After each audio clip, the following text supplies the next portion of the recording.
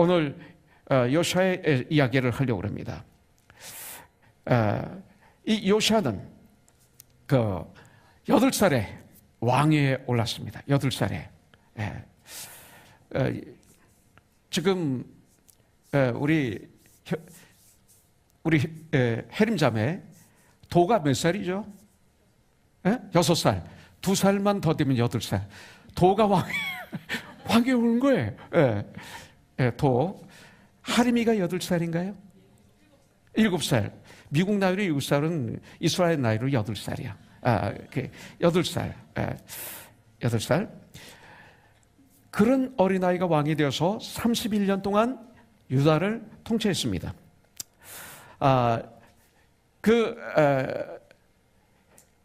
요아스의 할아버지가 므낫세입니다. 이 므낫세는 55년 동안 통치를 했습니다. 55년 동안 유다의 그 왕위에 있으면서 우상을 극심하게 섬겼습니다. 악을 아주 많이 행했습니다.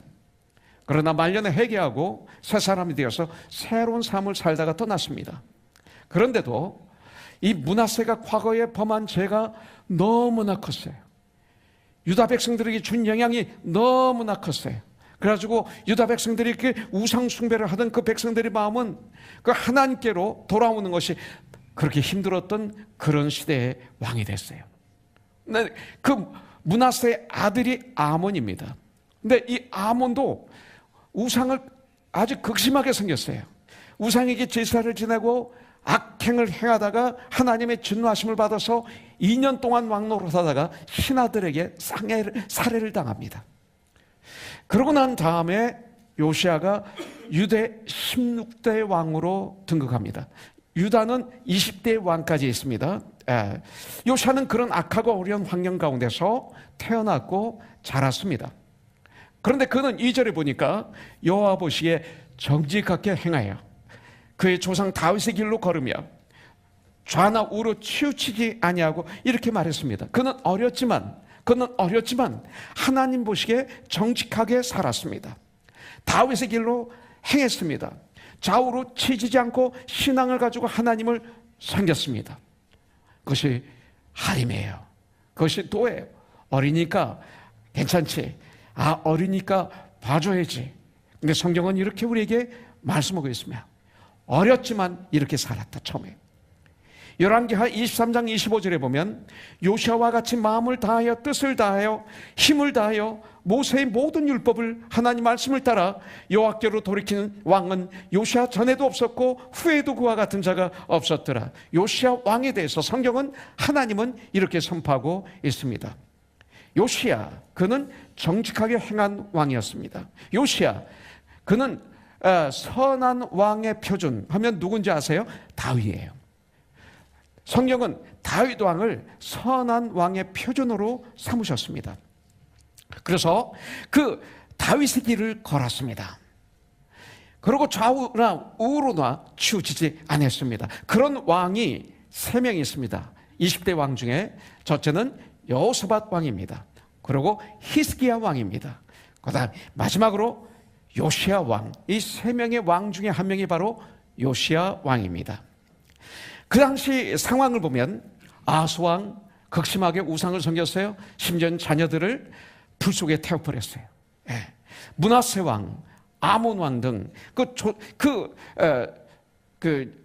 조상들의 그 극심한 우상 숭배로 인해서 성전은 파괴됐었어요. 거진 방치가 됐었어요. 그 성전을 이 요시아 왕은 수리하고 정결케 합니다. 그러다가 하나님 말씀을 발견하게 되죠. 그래서 하나님 말씀에 의해서 유월절을 지키는 것을 볼 수가 있습니다. 요시야 하면 그는 우상을 제거합니다. 우상을 섬기던 제자들을 파괴해버립니다. 그리고 다윗의 율례대로 선정을 베풀어 어질고 신실한 왕입니다. 요시야 하면 바로 그런 사람입니다. 요시야 우상을 제거했다. 요시야 우상을 섬기던 제자들을 파괴했다. 요시야 하나님의 말씀대로 선정을 베풀고 정말 겸손하고 정직하고 어질고 신실한 왕이었다. 요시야 하나님 앞에 옷을 찢고 눈물로 회개한 겸손한 왕이었다. 이렇게 성경은 요시아에 대해서 말하고 있습니다. 자, 규석 하면 뭐라고 얘기할 수 있어요? 아빠 엄마, 규석 아빠 엄마, 우리 규석은 하면 보통 뭐라고 얘기할 수 있어요? 예. 자, 답하지 마세요. 예. 보통 그러면 우리 규석은 참 좋은 학교 졸업하고, 우리 규석은 학교 다닐 때 1등으로 졸업하고, 우리 규석은 규석이 아니에요? 예. 지금 우리 규석은 좋은 회사에 들어가서, 우리 규석은 연봉을 이만큼 받고 하는 것이 우리들의 이야기 아닙니까? 그런데 성경은 요시아에 대해서 이런 얘기를 써놨어요. 그것은 부수적으로 하나님 주신 축복입니다. 근데 그것은 시간이 지나면 다 없어지는 거예요. 근데 성경은 이렇게 요시아를 얘기하고 있습니다. 나는 성령님이 역사하셨어.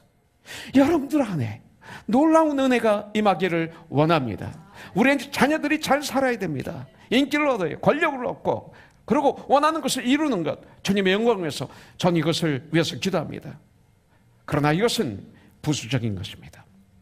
여러분들, 바로 이런 사람, 그는 정말 예수님을 닮아서 순전하고 정직해, 겸손해, 하나님을 경외해, 악에서 떠나기를 위해서 전쟁하는 사람이야, 이런 소리를 듣는다면 그건 최고 재산입니다. 전 나이가 들어가면서 재산이 뭘까 자주 하는 얘기지만, 돈도 집도 차도 재산일지 모르지만 재산이지만 정말로 진실한 재산은 관계였어요. 관계. 예수님과 나와의 관계, 재산이에요. 부모님과 나와의 관계, 두 번째로 재산이었어요. 근데 그보다도 가장 귀한 재산이 하나님과 예수님과 나와의 재산 아닙니까? 네. 아름다운 관계, 진실한 관계, 이런 관계를 가지고 살아가는 것이, 이것이 최고의 재산이 아닐까요? 네. 오늘 말씀을 통해서 내 마음에 2018년을 마무리하면서 내 마음을 정립하는 이런 시간이 됐으면 좋겠습니다. 요시아 왕은 종교 개혁을 하는 중에 성전을 수리하면서 여호와의 율법책을 발견하게 됩니다. 수리하는 과정 속에서 그 율법책을, 그 말씀을 쫓아 여호와의 명령하신 말씀대로 유월절을 말씀대로 지킵니다. 내 마음대로 지키는 게 아니라 백성들이 무너진 성전을 수리합니다. 그 백성들의 마음이 무너진 성전이, 이것을 수리합니다. 동시에 눈에 보이는 성전의 건물을 수리하는데 일생을 바친 사람이 바로 요시아입니다. 8살의 왕이 되어서 8년 후에, 그럼 몇 살일까요? 이팔이 16, 16살이 됐어요. 그의 조상 다윗의 하나님을 비로소 구하고 이렇게 말하고 있습니다. 그리고 그 후 12년 후에, 12년 후에 유다와 예루살렘을 비로소 정결케 하여 그 산당과 아세라 목상들과 아루색인 우상들과 부어 만든 우상들을 제거해버렸다고 3절에서 말하고 있습니다. 10대 후반입니다. 20대 초반입니다. 바로 그분은 이런 일을 했어요. 우리는 젊기 때문에 이해합니다. 아직 젊어서 그래, 아직 몰라. 그러나 그렇지 않습니다. 하나님의 영이 임하시면 놀라운 역사가 일어나는 줄 분명히 믿습니다. 6절부터 7절을 보니까 북쪽 황폐한 땅이 된 그 이스라엘까지 올라갑니다. 자, 이스라엘이 망했기 때문에 성벽들이, 성읍들이 황폐됐습니다. 그런데 요시아 왕은 직접 부하들을 인솔해가지고, 그리고 예루살렘에서 떠나 그 곳곳을 다니면서 정말로 제단들을 허뭅니다. 아세라 목상들을, 그리고 아루색인 우상들을 빻아서 가루로 만듭니다. 온 이스라엘 땅에 있는 모든 태양상을 찍어버립니다. 그리고 예루살렘에 오는 것을 볼 수가 있습니다. 열심을 냈던 요시아의 모든 삶은 이런 삶이었습니다. 왕인데, 여러분들 14절에 보니까 무리가 여호와의 전에 헌금한 돈을 꺼낼 때, 헌금하면서 여호와의 전에서, 성전에서 헌금한 돈을 꺼낼 때 제사장 hil기야가 모세가 전한 여호와의 율법책을 발견하고 그랬습니다. 우상을 섬기는 산당을 없애버린 후에 이제는 여호와의 성전을 수리하기 시작합니다. 요시아는 성전 수리를 위해서 백성들이 성전에 헌금한 돈을 성전에서 꺼내다가 성전을 수리하려고 돈을 꺼내다가 이 소리입니다. 이것은 몇 가지 미닝으로 받을 수가 있어요. 그곳에 그 율법주의 책을 그것에 넣었다? 이 얘기는 뭐예요? 하나님 말씀이 우리의 물질주의에 졌다, 이 소리 들 수 있죠. 교회가 물질의 노예가 됐다, 이 소리 들 수 있어요. 이런 말씀으로 받아들일 수도 있겠죠. 그러나 분명한 것은 많은 분들이 얘기하기를 므낫세의 그 핍박, 그 여러 왕들의 핍박 속에서 하나님 말씀을 보존하기 위해서 거기다 집어넣었다는 소리 있습니다. 어쨌든 간에 그 헌금하면서 돈을 꺼냅니다. 저는 그때 어제 이 말씀을 준비하면서 유다가 갑자기 생각났습니다. 유다는 헌금하면서 돈을 꺼내서 썼습니다. 주님은 그는 도둑이라 그랬어요. 이 시대도 하나님에게 헌금하면서 손을 넣어서 돈을 마음대로 쓰는 목사도 있을 거고 담당자도 있을 것이고 도둑질에 가는 사람도 있을지 몰라요.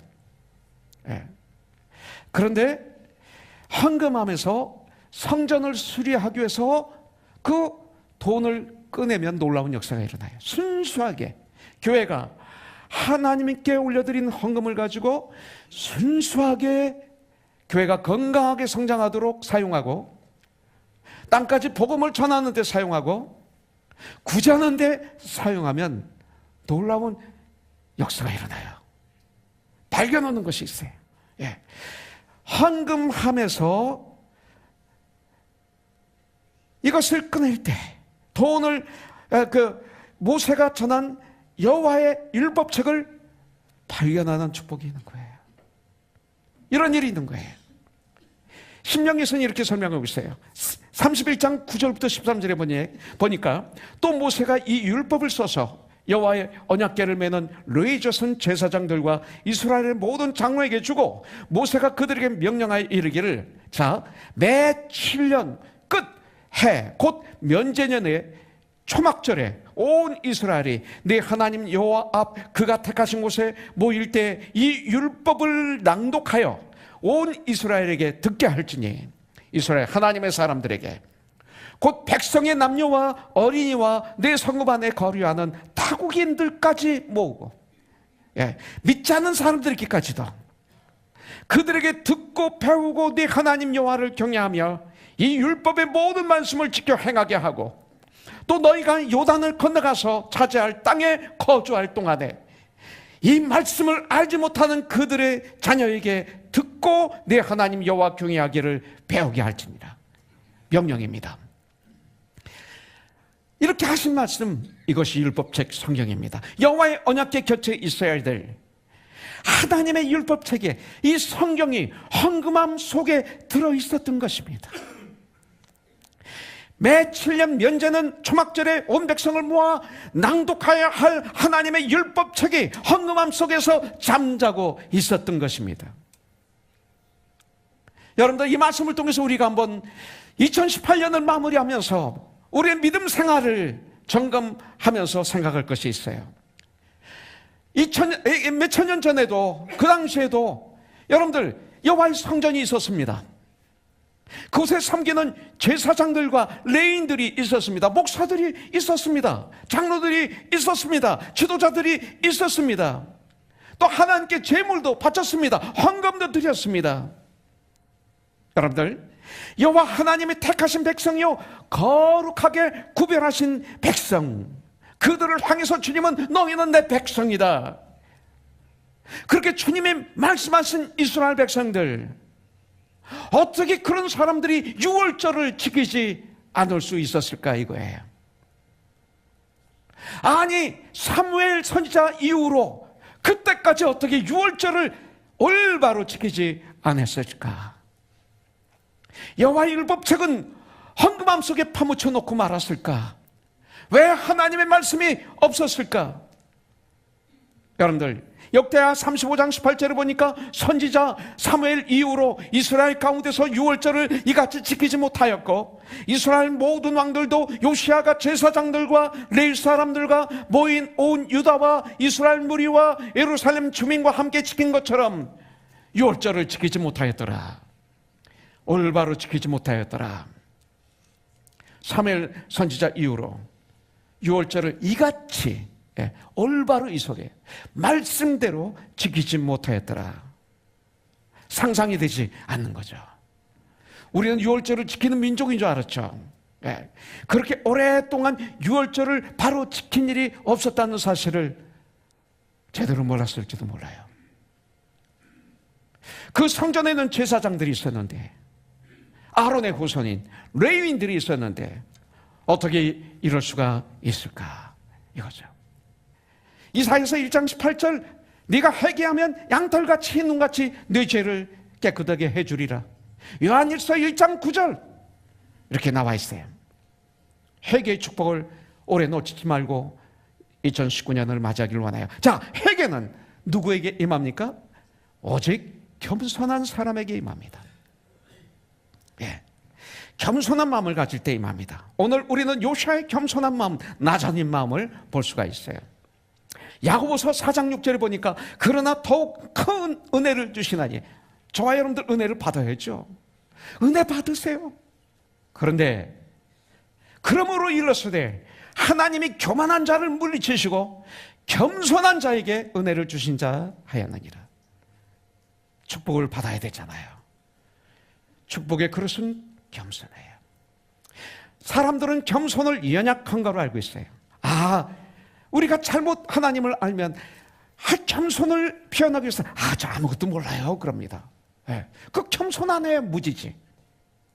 왜 몰라 알아야지. 저 그건 못합니다. 속으로는 나 뺏길 사람 없지 하면서. 이거는 완악한 마음입니다. 교만한 마음입니다. 겸손은 그런 거 아니에요. 겸손하지 않으면 자기들이 실수를 인정하지 못합니다. 용서를 구하지도 못합니다. 원하지도 못합니다. 우리 예수님이 어떤 분이에요? 마태복음 11장 28절부터 쭉 보면 수고고 무거운 짐진 자들아 다 나에게로 오라. 내가 너희를 편히 쉬게 하리라. 나의 멍에는 쉽고 내 짐은 가볍다. 나는 마음이 온유하고 겸손하다. 그러니 너는 나의 멍에를 메고 나를 따르라. 자, 예수님은 어떤 분이에요? 마음이 겸손하고 온유하신 분. 예수님처럼 살아가면 그게 겸손이에요. 그렇기 때문에 예수님을 통해서 겸손을 배울 수가 있는 거예요. 예수님께서는 모든 일을 하나님 아버지의 뜻에 그 초점을 맞추셨어요. 주님이 가르치시는 한 말씀 한 말씀, 베푸시는 모적, 이적과 기사, 모든 삶이 하나님 아버지를 의지하고 있어요.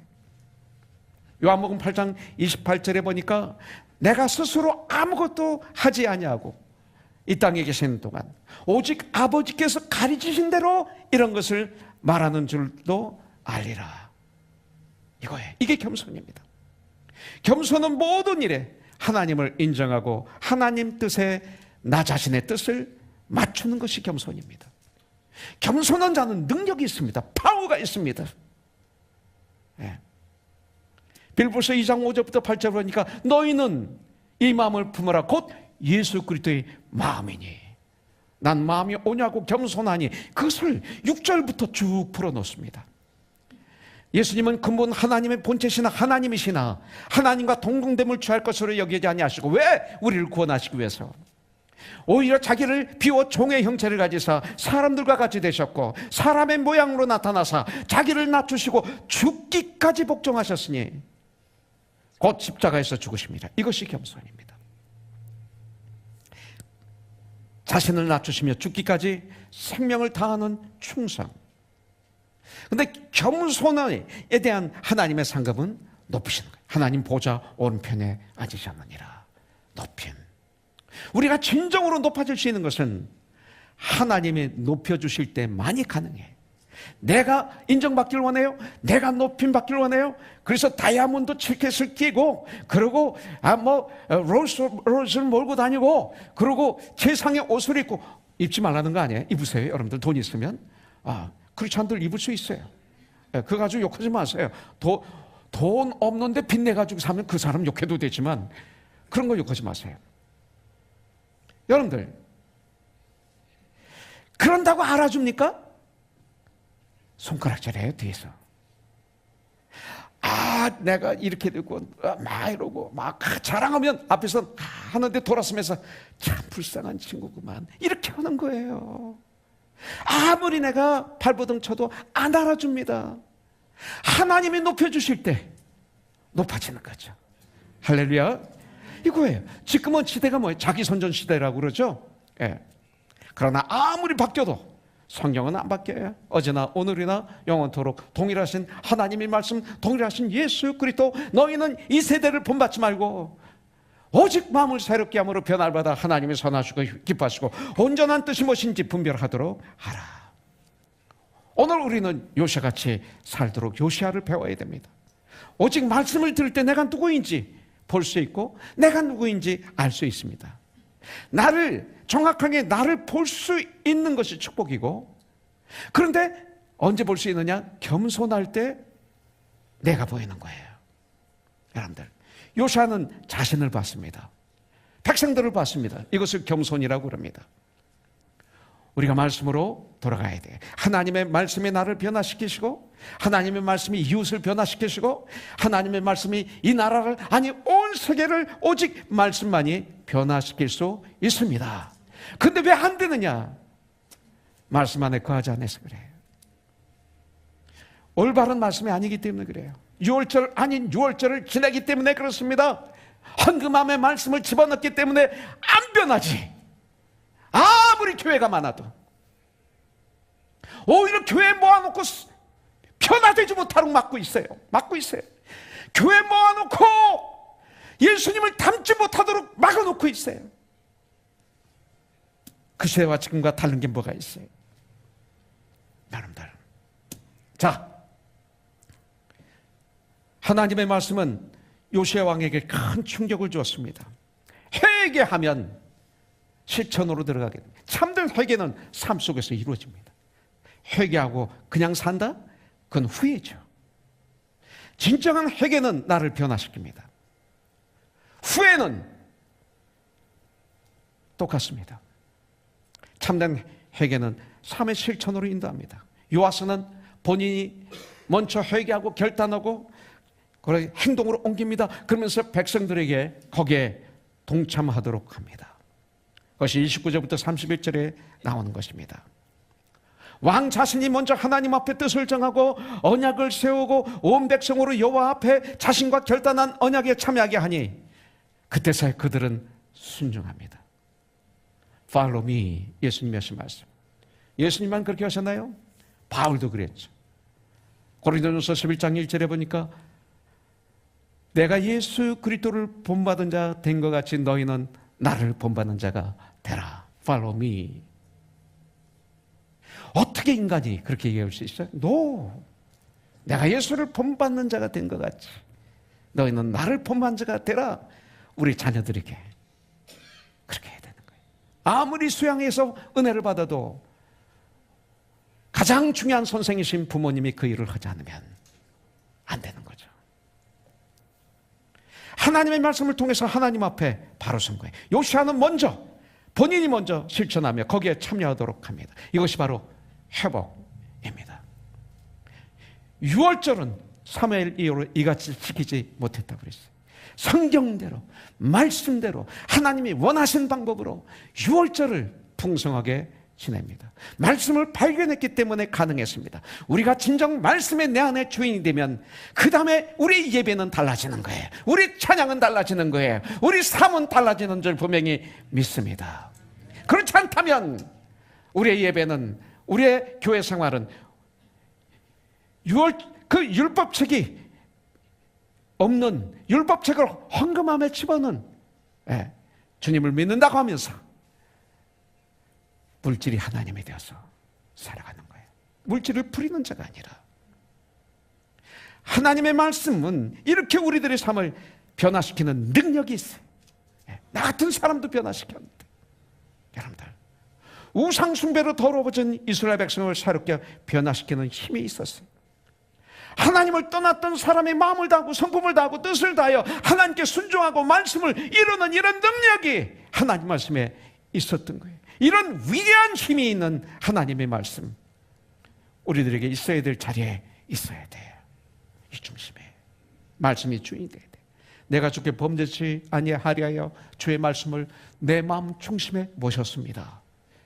시편 기자처럼, 시편 119편 11절처럼 나도 고백할 수 있어야 돼요. 하나님의 말씀을 통해서 마음을 다하고 성품을 다하고 뜻을 다하여 하나님께 순종하고 섬기는 우리들이 되기를 주님의 이름으로 축복합니다. 우리 33절 읽고 끝내겠습니다. 33절. 같이 한번 읽죠. 그러면 이런 삶이 됩니다. 같이 읽죠. 시작. 이와 같이 요시아가 이스라엘 자손에게 속한 모든 땅에서 가증한 것들을 다 제거하여 버리고 이스라엘의 모든 사람으로 그들의 하나님 여호와를 섬기게 하였으므로 요시아가 사는 날에 백성이 그들의 주상들의 하나님 여호와께 복종하고 떠나지 아니하였더라. 아멘. 할렐루야.